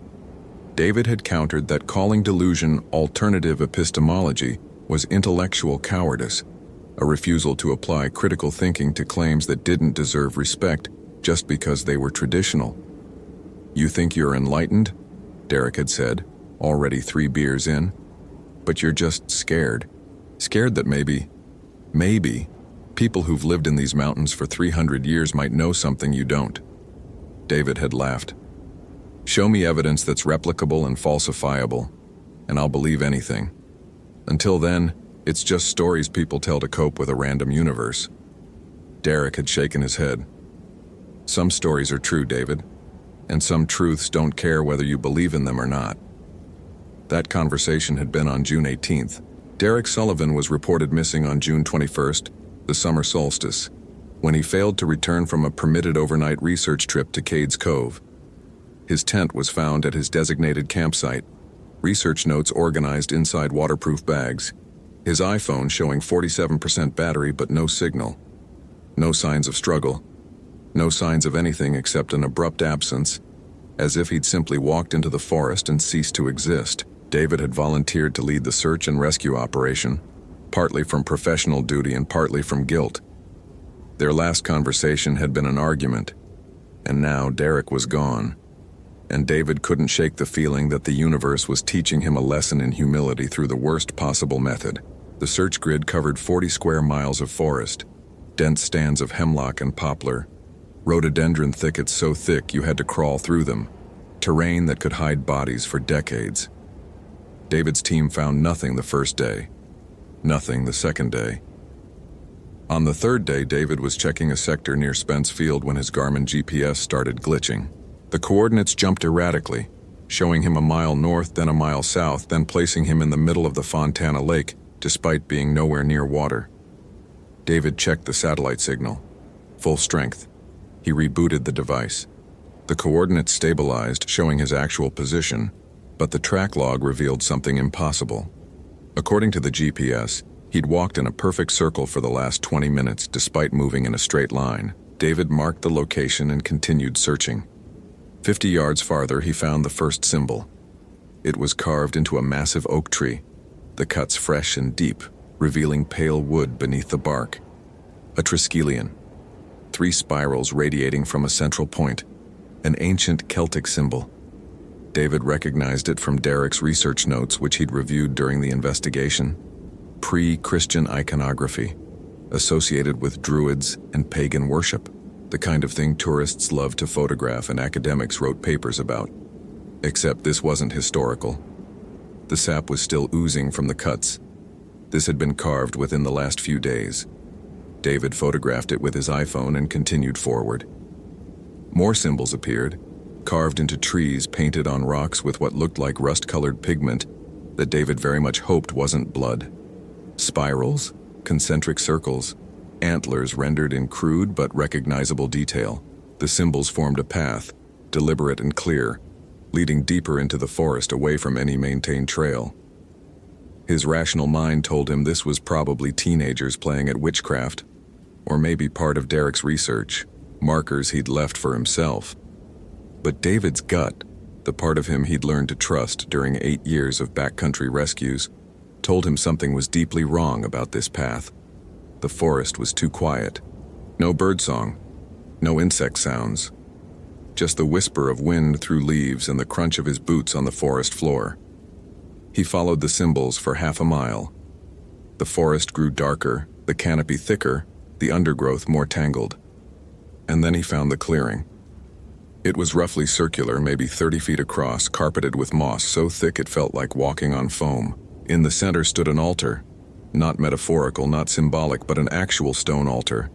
Waist-high, rectangular, with channels carved into its surface to direct liquid flow. The stone was dark with staining that could have been age, or could have been repeated use for purposes David didn't want to contemplate. Surrounding the altar were 13 stones arranged in a circle, each stone marked with a different symbol. Between the stones, candles burned. Not electric fakery, but real beeswax candles in iron holders, flame steady despite the breeze. At the base of each candle was an offering: flowers, coins, photographs, locks of hair tied with red thread. David approached the altar slowly, his hand moving to the canister of bear spray on his belt. The altar's surface was wet. Fresh blood, bright red, pooling in the carved channels. He bent closer, his forensic training kicking in despite his revulsion. The blood was still liquid, not yet coagulated, minutes old, maybe less. On the altar lay Derek Sullivan's wallet, his UNC ID card on top, placed precisely in the center as if positioned for display. David pulled out his radio. "Base, this is Ramirez. I found evidence related to the Sullivan disappearance. Requesting immediate backup and law enforcement at coordinates 35.5892 north, 83.8794 west. Possible crime scene." The radio crackled with static, then went dead. David checked the battery, full charge. He tried again. More static, but underneath it something else. A low chanting, rhythmic, many voices speaking in unison. Words he didn't recognize, guttural and old, like Latin but wrong. A sound behind him. David spun, his bear spray raised. A woman stood at the clearing's edge. Elderly, maybe 70, wearing what looked like ceremonial robes made of deerskin, her gray hair crowned with a wreath of oak leaves. She smiled at him, the expression unsettling in its warmth. "David Ramirez," she said, her Appalachian accent thick. "The Rational Ranger. We've been reading your blog." More figures emerged from the forest, circling the clearing. Men and women, ranging in age from teenagers to elderly, all wearing similar robes. David counted 15 before he stopped counting. They moved with eerie synchronization, taking positions between the standing stones. Several held staffs carved with the same symbols he'd seen on the trees. One carried a blade, bronze, shaped like a sickle, its edge catching the candlelight. David's hand tightened on the bear spray. "Where's Derek Sullivan?" The elderly woman stepped into the clearing, moving toward the altar with proprietary confidence. "Dr. Sullivan is fulfilling his purpose. He came here seeking truth about old ways. We've given him deeper truth than his academic mind could process. You need to step back," David said, his voice steady despite the adrenaline flooding his system. "I'm a federal law enforcement officer. This is a crime scene. Whatever you've done..." "Crime?" The woman laughed, the sound echoing strangely in the clearing. "Boy, we've been practicing these rites since before your government existed. Since before the white churches came and called us devil worshippers. Since before the Cherokee were driven out, and we inherited their sacred places. This is our church, and tonight is our holiest night." One of the younger members spoke, a man maybe 25 with the build of someone who worked outdoors. "Summer solstice, longest day, when the veil is thinnest and Cernunnos walks the green world." Cernunnos. David had read about it in Derek's notes. Celtic horned god, lord of the forest, associated with fertility, life, death, and the wild hunt. Ancient worship that had supposedly died out centuries ago, replaced by Christianity, supposedly. "This is insane," David said. "You're talking about a mythology that..." "You don't believe," the old woman interrupted. "We know. You've made your disbelief very public. That's why you're perfect." "Perfect for what?" David didn't ask. He backed toward the clearing's edge, calculating his options. 15 cultists, unknown weapons beyond the sickle, dense forest offering both cover and concealment. His bear spray would stop maybe 3 of them before the others overwhelmed him. His radio was dead. His GPS had malfunctioned. He was alone and outmatched. "The skeptic and the believer," the woman continued, moving around the altar in a slow circle. "2 offerings for the solstice. Dr. Sullivan believed too much, you see. Sought the old ways with academic fascination, but no true faith. You believe too little, mock what you don't understand. Both are insults to the god. Both must be corrected." The cultists began to chant, the same words he'd heard on the radio. The candles flared brighter, flames stretching upward impossibly high. And David felt it, a pressure in the air, a weight that had nothing to do with humidity or atmospheric conditions. The rational part of his mind insisted this was mass hysteria, that he was being affected by psychological manipulation and fear. But the part of him that had lived in these mountains for 8 years, that had learned to read weather and animal behavior, and the 1,000 subtle signs the forest gave, knew something was happening that his education hadn't prepared him for. David ran. He crashed through the rhododendron thickets, branches tearing at his face and uniform. Behind him, the cultists didn't pursue, didn't need to. The forest itself seemed to shift around him, trails appearing where none should exist, familiar landmarks absent or wrong. His ranger training told him to follow drainage downhill, find water, follow streams to civilization. But every stream he found flowed uphill, water defying gravity, circling back to the clearing no matter which direction he chose. He ran until his lungs burned and his leg muscles screamed. and then he burst through undergrowth into another clearing. The same clearing. The altar, the candles, the cultists, all exactly where they'd been. He'd traveled in a circle despite moving in a straight line, just like his GPS had recorded earlier. The old woman stood by the altar, patient. "The forest knows you now, Ranger Ramirez. Chernunos has marked you. There's nowhere to run that isn't his domain." David tried his radio again. Dead. His phone, no signal, and the screen was glitching, showing impossible battery readings, the time jumping between 9:47 p.m. and 3:33 a.m. He pulled out his compass. The needle spun lazily, refusing to settle on any direction. "This isn't possible," he said, more to himself than to them. "There's a rational explanation." "Is there?" The woman gestured to the forest around them. "Explain the paths that loop. Explain the candles that never burn down. Explain how we knew you'd come here today at this hour, because the god whispered your name in our dreams." David had no explanations. His framework for understanding reality was crumbling, and beneath it was something older and darker than his education had admitted existed. A sound rose from the forest. Not the cultists chanting, but something else. A horn, deep and resonant, like a hunting horn, but larger, older. The cultists fell silent, their expressions shifting from ceremonial focus to genuine awe and fear. "He comes," the woman whispered. "The Lord of the Forest, the horned god. Chernunos walks the solstice." The trees at the clearing's edge began to move, not swaying in wind but moving deliberately, branches reaching down like arms, roots pulling free of soil. And between the trees, something approached, something massive. It walked on two legs but was not human. 8 feet tall at least, body covered in coarse fur that might have been clothing or might have been skin. Its head was crowned with antlers, real antlers, 12 points, spanning 6 feet across. Its face was a skull, white bone, but the eyes in the sockets burned with green fire. In its hand it carried a staff carved with every symbol David had seen in the forest, and where the staff touched the ground, plants grew instantly, flowers blooming and dying in seconds.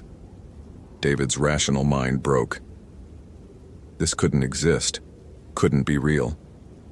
Was a hallucination brought on by fear or drugs slipped into his water, or a psychotic break from the stress of Derek's disappearance? Except he could smell it. Musk and earth and decay, the scent of deep forest where sunlight never reached. Could hear it, breath like wind through caves, footsteps that made the ground shake. Could feel it, power radiating from it like heat from a fire, reality bending around it the way air bends around flame. The entity that might have been a man in a costume, but wasn't spoke, and its voice was like rocks grinding together, like roots breaking stone. The mocker and the seeker both have found truth tonight. From behind the altar, 2 figures were brought forward by cultists. One was Derek Sullivan, alive but changed. His eyes had the same vacant quality as the cultists, the light of fanaticism replacing academic curiosity. The other was a woman David didn't recognize, middle-aged, terrified, clearly not a willing participant. "Dr. Sullivan sought the old ways," Chernunos said. "He has been granted understanding. He will serve." Derek's mouth moved, speaking in that same ancient language, his voice blending with the cultists' renewed chanting. "The mocker sought to destroy belief," Chernunos continued, its skull face turning toward David. "He will learn that some truths persist regardless of acceptance." The entity raised its staff, and the ground beneath David's feet erupted with growth. Vines shot up, wrapping around his legs, his torso, pulling him down. He fought, but they were impossibly strong, thorns piercing through his uniform into his skin. The bear spray was useless. His knife couldn't cut fast enough. Within seconds he was immobilized, only his head free, forced to watch as the ritual continued. The woman, the unwilling sacrifice, was placed on the altar. She screamed, fought, but the cultists held her down with the practiced efficiency of people who'd done this before. The man with the bronze sickle approached, speaking words that made David's ears hurt. syllables that human throats shouldn't be able to produce. David wanted to look away. Couldn't. The vines held his head in place, forced him to witness as the sickle descended, as blood flowed into the altar's channels, as the woman's screams cut off with terrible finality. The blood reached the edge of the altar and dripped onto the moss below, and where it fell, mushrooms sprouted instantly, pale and glowing with their own light. The believer's gift, Cernunnos intoned. Blood and life, offered freely or taken, sustains the cycle. The forest feeds on death and births new growth. The entity turned to David. And you, mocker, what will you offer? Your disbelief is its own gift. Arrogance is sweet to gods who remember when humans knew humility before the wild. David wanted to spit defiance to maintain his rationalism even in the face of impossibility. But he couldn't. His certainty was gone, shattered. He'd been wrong, catastrophically wrong. Folk beliefs weren't cognitive failures.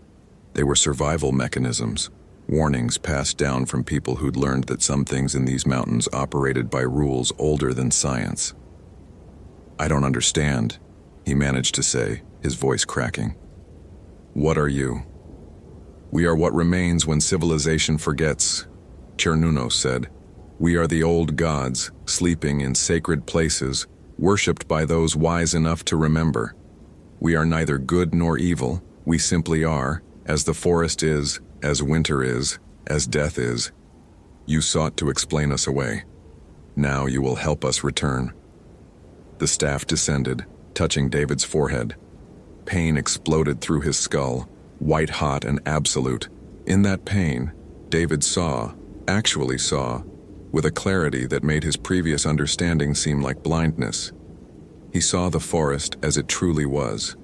Not a collection of trees and animals, but a living network, conscious and aware, with thoughts that moved like seasons and memories that spanned millennia. He saw the cultists not as fanatics, but as the latest in an unbroken line stretching back 3,000 years, each generation passing down knowledge that had been old when Rome was young. He saw Cernunnos and entities like it, not gods exactly, but something between deity and force of nature, manifestations of primal concepts given form by centuries of belief and blood sacrifice. And he saw Derek Sullivan, or what was left of him. The researcher's consciousness was still there, but subsumed into something larger. His individual identity dissolved into the collective worship. He'd sought truth and found it, but the truth was too vast for one mind to contain without being consumed by it. The vision released David, and he collapsed against the vines holding him upright. The entity withdrew its staff. You have seen. Now you choose. Join us. Become servant of the old ways.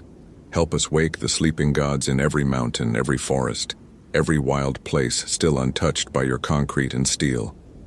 Or resist and feed the forest, as all resistors eventually do. David looked at Derek, at the woman's body on the altar, at the cultists watching him with expressions that mixed hope and hunger. He looked at Cernunnos, at the impossible entity that violated every natural law he'd been taught to believe in. I choose option 3, David said, his voice steadier than he felt.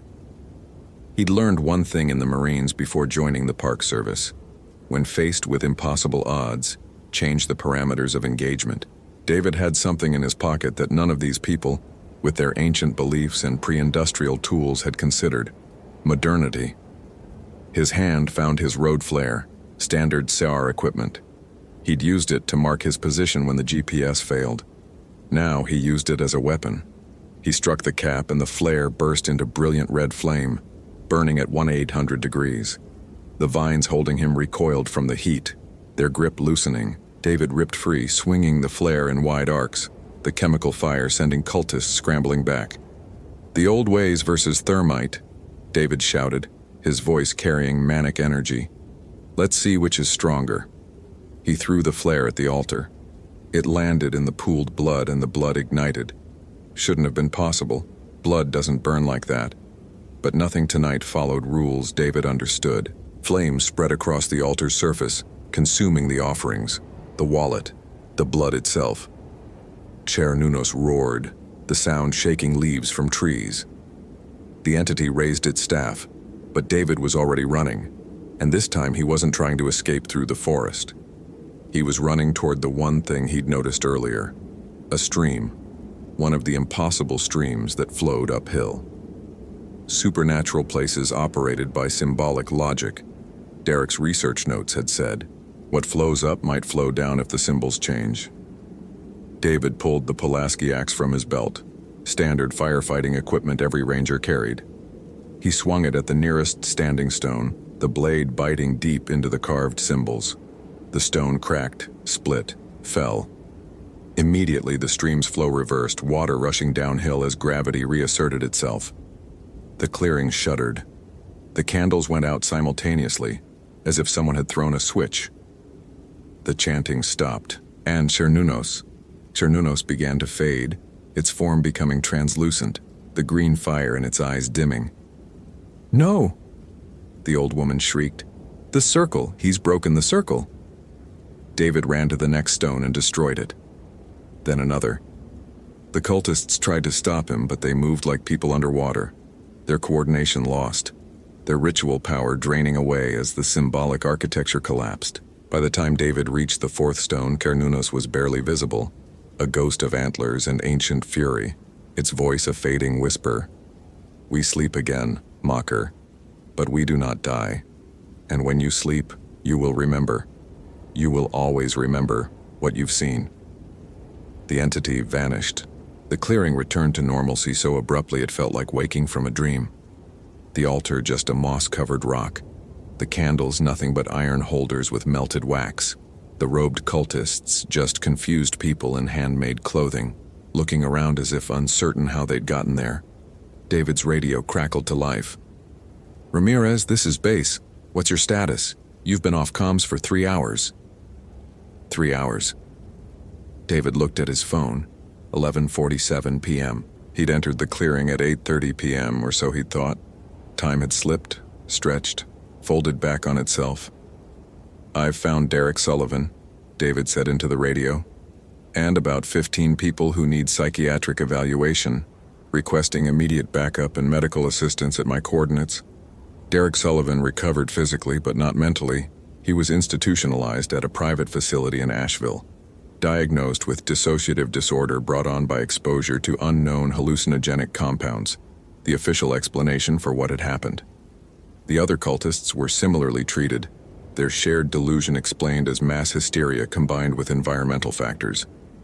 The woman's body was found at the altar site and ruled a homicide, her death attributed to the cult. Several members were charged with murder, though the cases stalled in legal limbo as defendants proved incompetent to stand trial. David wrote one final blog post. It was titled, "I Was Wrong," and it consisted of a single sentence. "Some beliefs are true, and some truths are more terrible than disbelief could ever protect you from." He took a medical leave from the Park Service, then resigned entirely. The forest wouldn't let him forget. Every tree looked like it might have faces in the bark. Every clearing might hide an altar. Every shadow might conceal something ancient and patient and infinitely hungry.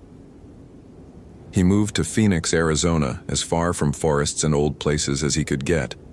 He stopped writing the blog, deleted the posts debunking folk beliefs, ignored the emails from readers asking what had happened. But at night, he dreamed of antlers and green fire, of God sleeping in sacred places, of truth too vast for rational minds to hold without breaking.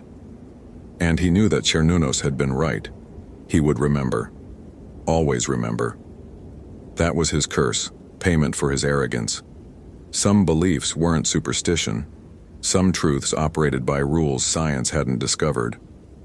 And some gods didn't need belief to exist, they just needed to be forgotten long enough to gather power in the dark, waiting for the moment when skeptics like David would stumble into clearings where the old ways persisted and learn that rationality was a thin shield against the weight of centuries. Hope you felt genuine terror. If you appreciate authentic horror rooted in real folklore, consider following for more stories.